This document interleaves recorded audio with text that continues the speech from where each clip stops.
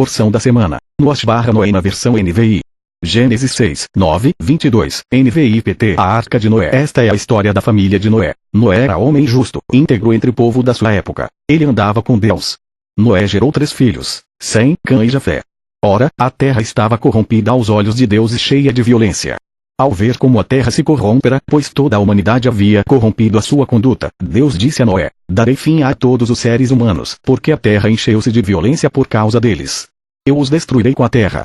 Você, porém, fará uma arca de madeira de cipreste, dívida em compartimentos e revista-a de piche por dentro e por fora. Faça-a com 135 metros de comprimento, 22 metros e meio de largura e 13 metros e meio de altura. Faça-lhe um teto com vão de 45 centímetros entre o teto e corpo da arca. Coloque uma porta lateral na arca e faça um andar superior, um médio e um inferior. Eis que vou trazer água sobre a terra, o dilúvio, para destruir debaixo do céu toda criatura que tem fôlego de vida. Tudo que há na terra perecerá. Mas com você estabelecerei a minha aliança, e você entrará na arca com seus filhos, sua mulher e as mulheres de seus filhos. Faça entrar na arca um casal de cada um dos seres vivos, macho e fêmea, para conservá-los vivos com você. De cada espécie de ave, de cada espécie de animal grande e de cada espécie de animal pequeno que se move rente ao chão, virá um casal a você para que sejam conservados vivos.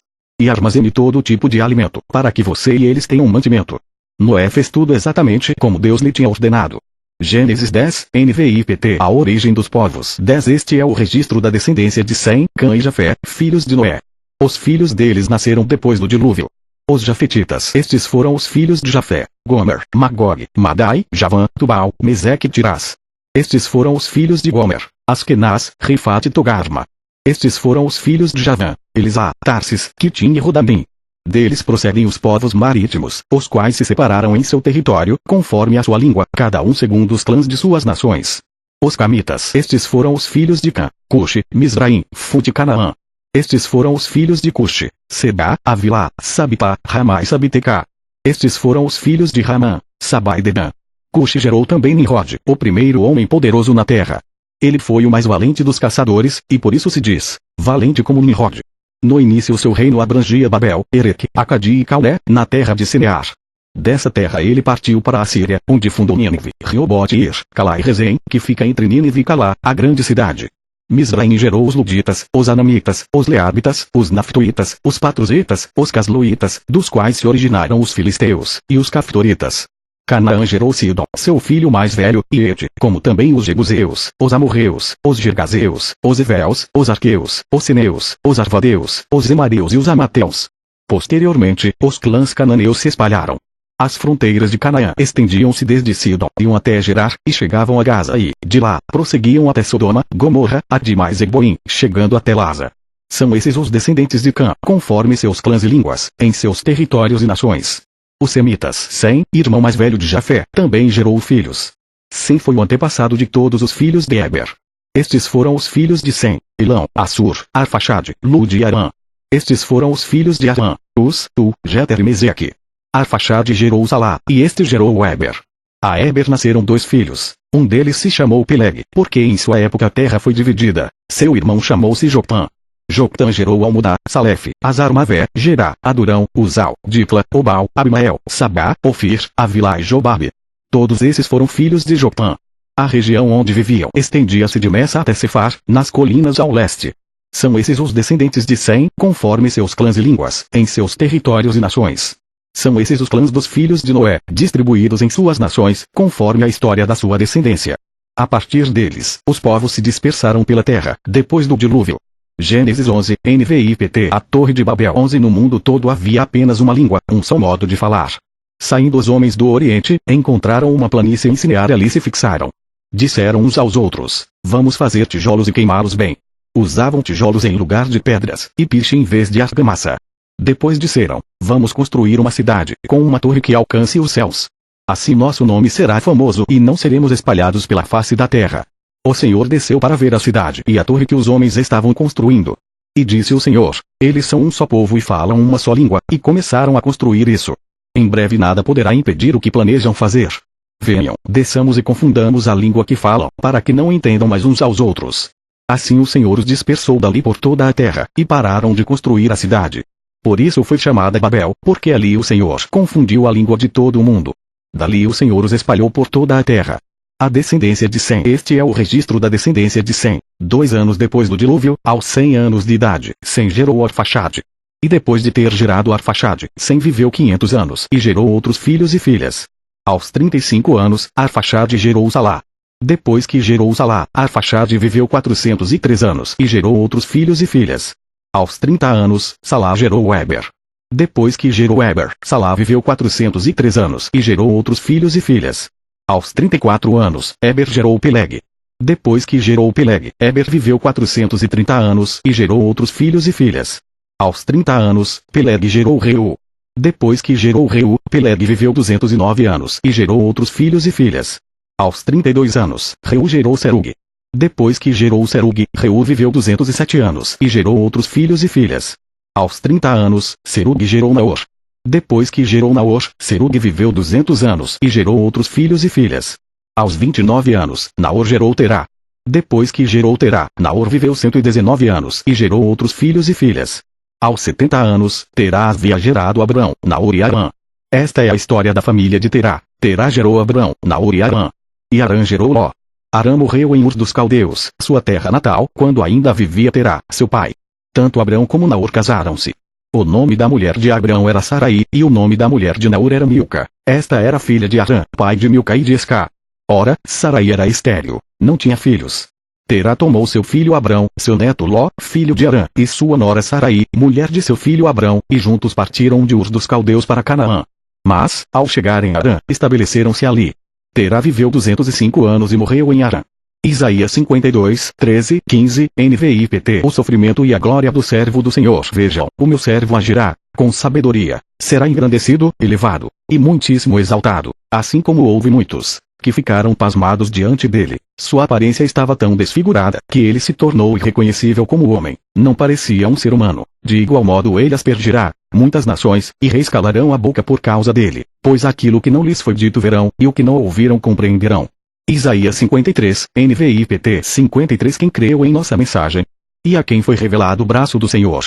Ele cresceu diante dele, como um broto tenro, e como uma raiz saída de uma terra seca. Ele não tinha qualquer beleza, ou majestade que nos atraísse, nada havia em sua aparência, para que o desejássemos. Foi desprezado e rejeitado pelos homens, um homem de dores, e experimentado no sofrimento, como alguém de quem os homens escondem o rosto. Foi desprezado, e nós não o tínhamos em estima. Certamente ele tomou sobre si as nossas enfermidades e sobre si levou as nossas doenças. Contudo nós o consideramos castigado por Deus atingido e afligido. Mas ele foi transpassado por causa das nossas transgressões, foi esmagado por causa de nossas iniquidades. O castigo que nos trouxe paz estava sobre ele, e pelas suas feridas fomos curados. Todos nós, tal qual ovelhas, nos desviamos. Cada um de nós se voltou para o seu próprio caminho, e o Senhor fez cair sobre ele a iniquidade de todos nós. Ele foi oprimido e afligido, e, contudo, não abriu a sua boca. Como um cordeiro, foi levado para o matadouro, e como uma ovelha que diante de seus tosqueadores fica calada, ele não abriu a sua boca. Com julgamento opressivo ele foi levado. E quem pôde falar dos seus descendentes? Pois ele foi eliminado da terra dos viventes, por causa da transgressão do meu povo ele foi golpeado, foi-lhe dado um túmulo com os ímpios, e com os ricos em sua morte, embora não tivesse cometido nenhuma violência, nem houvesse nenhuma mentira em sua boca. Contudo, foi da vontade do Senhor esmagá-lo e fazê-lo sofrer, e, embora o Senhor tenha feito da vida dele uma oferta pela culpa, ele verá sua prole e prolongará seus dias, e a vontade do Senhor prosperará em sua mão. Depois do sofrimento de sua alma, ele verá a luz e ficará satisfeito. Pelo seu conhecimento, meu servo justo justificará muitos, e levará a iniquidade deles. Por isso eu lhe darei uma porção entre os grandes, e ele dividirá os despojos com os fortes, porquanto ele derramou sua vida até a morte, e foi contado entre os transgressores. Pois ele levou o pecado de muitos, e pelos transgressores intercedeu.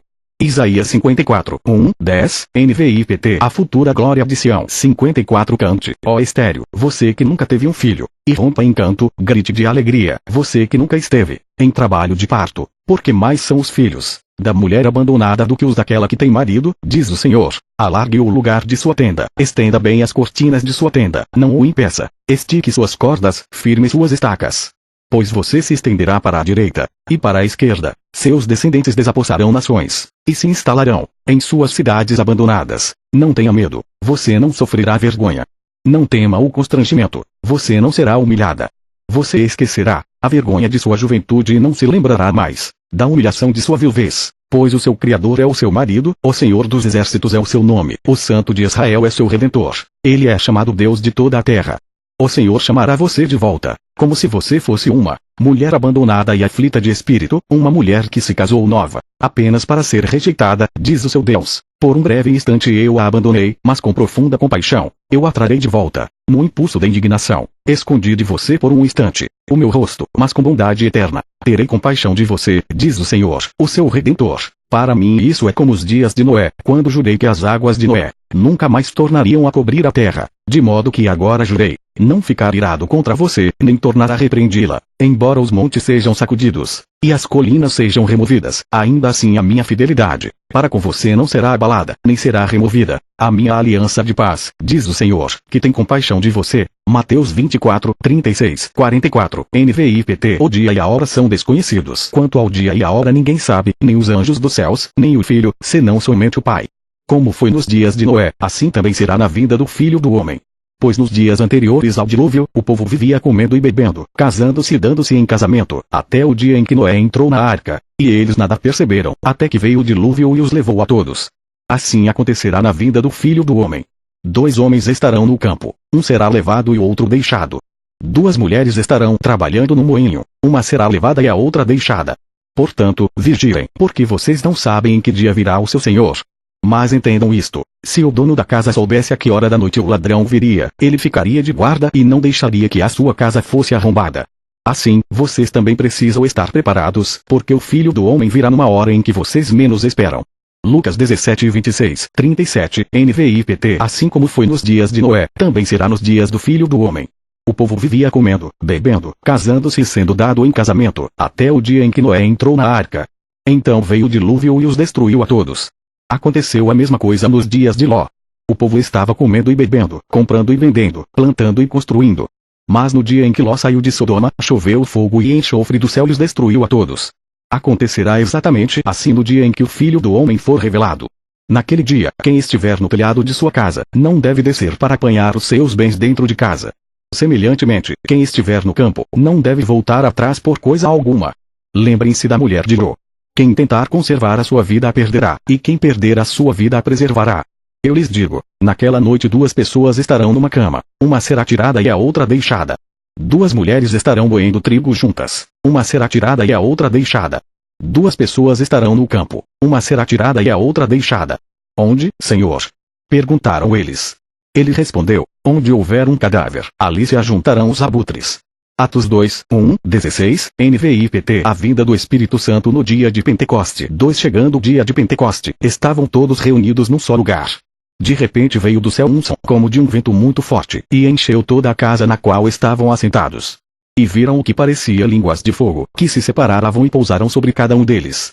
Todos ficaram cheios do Espírito Santo e começaram a falar noutras línguas, conforme o Espírito os capacitava. Havia em Jerusalém judeus, tementes a Deus, vindos de todas as nações do mundo. Ouvindo-se o som, ajuntou-se uma multidão que ficou perplexa, pois cada um os ouvia falar em sua própria língua. Atônitos e maravilhados, eles perguntavam, acaso não são galileus todos estes homens que estão falando? Então, como os ouvimos, cada um de nós, em nossa própria língua materna? Partos, medos e elamitas, habitantes da Mesopotâmia, Judeia e Capadócia, do Ponto e da província da Ásia, Frígia e Panfilha, Egito e das partes da Líbia próximas a Cirene, visitantes vindos de Roma, tanto judeus como convertidos ao judaísmo, cretenses e árabes. Nós os ouvimos declarar as maravilhas de Deus em nossa própria língua. Atônitos e perplexos, todos perguntavam uns aos outros, que significa isto? Alguns, todavia, zombavam deles e diziam, eles beberam vinho demais. A pregação de Pedro. Então Pedro levantou-se com os 11, em alta voz, dirigiu-se à multidão. Homens da Judeia e todos os que vivem em Jerusalém, deixem-me explicar-lhes isto. Ouçam com atenção, estes homens não estão bêbados, como você supõe. Ainda são 9 horas da manhã. Ao contrário, isto é o que foi predito pelo profeta Joel. Atos 15, 1, 29, NVI-PT. O concílio de Jerusalém. 15 Alguns homens desceram da Judeia para Antioquia e passaram a ensinar aos irmãos. Se vocês não forem circuncidados conforme o costume ensinado por Moisés, não poderão ser salvos.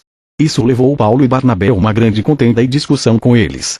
Assim, Paulo e Barnabé foram designados, junto com outros, para irem a Jerusalém tratar dessa questão com os apóstolos e com os presbíteros. A igreja os enviou e, ao passarem pela Fenícia e por Samaria, contaram como os gentios tinham se convertido. Essas notícias alegravam muito a todos os irmãos.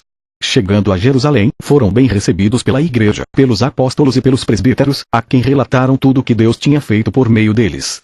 Então se levantaram alguns do partido religioso dos fariseus, que haviam crido e disseram: é necessário circuncidá-los e exigir deles que obedeçam à lei de Moisés. Os apóstolos e os presbíteros se reuniram para considerar essa questão. Depois de muita discussão, Pedro levantou-se e dirigiu-se a eles: irmãos, vocês sabem que há muito tempo Deus me escolheu dentre vocês para que os gentios ouvissem de meus lábios a mensagem do Evangelho e crescem. Deus, que conhece os corações, demonstrou que os aceitou, dando-lhes o Espírito Santo, como antes nos tinha concedido. Ele não fez distinção alguma entre nós e eles, visto que purificou seus corações pela fé. Então, por que agora vocês estão querendo tentar a Deus, pondo sobre os discípulos um jugo que nem nós nem nossos antepassados conseguimos suportar? De modo nenhum. Cremos que somos salvos pela graça de nosso Senhor Jesus, assim como eles também.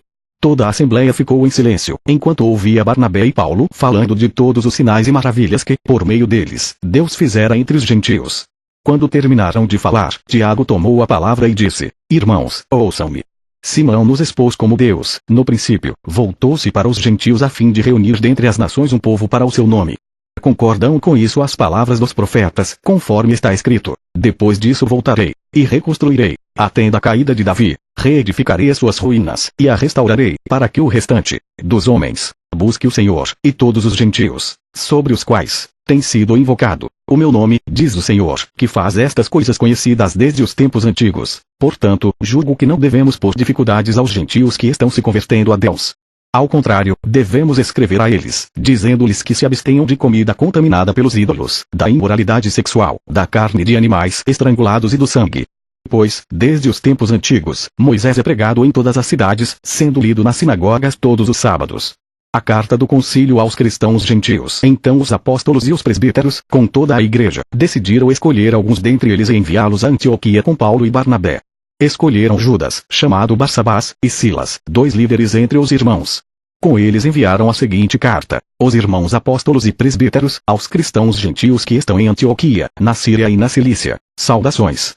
Soubemos que alguns saíram de nosso meio, sem nossa autorização, e os perturbaram, transtornando a mente de vocês com o que disseram. Assim, concordamos todos em escolher alguns homens e enviá-los a vocês com nossos amados irmãos Paulo e Barnabé, homens que têm arriscado a vida pelo nome de nosso Senhor Jesus Cristo. Portanto, estamos enviando Judas e Silas para confirmarem verbalmente o que estamos escrevendo. Pareceu bem ao Espírito Santo e a nós não impor a vocês nada além das seguintes exigências necessárias: que se abstenham de comida sacrificada aos ídolos, do sangue, da carne de animais estrangulados e da imoralidade sexual. Vocês farão bem em evitar essas coisas. Que tudo lhes vá bem. 1 Pedro 13:18, 22, NVI-PT. Pois também Cristo sofreu pelos pecados uma vez por todas, o justo pelos injustos, para conduzir-nos a Deus. Ele foi morto no corpo, mas vivificado pelo Espírito, no qual também foi e pregou aos espíritos em prisão que há muito tempo desobedeceram, quando Deus esperava pacientemente nos dias de Noé, enquanto a arca era construída. Nela apenas algumas pessoas, a saber, 8, foram salvas por meio da água, e isso é representado pelo batismo, que agora também salva vocês, não a remoção da sujeira do corpo, mas o compromisso de uma boa consciência diante de Deus, por meio da ressurreição de Jesus Cristo, que subiu aos céus e está à direita de Deus. A ele estão sujeitos anjos, autoridades e poderes. 2 Pedro 2, 5, NVI-PT. Ele não poupou o mundo antigo quando trouxe o dilúvio sobre aquele povo ímpio, mas preservou Noé, pregador da justiça, e mais 7 pessoas,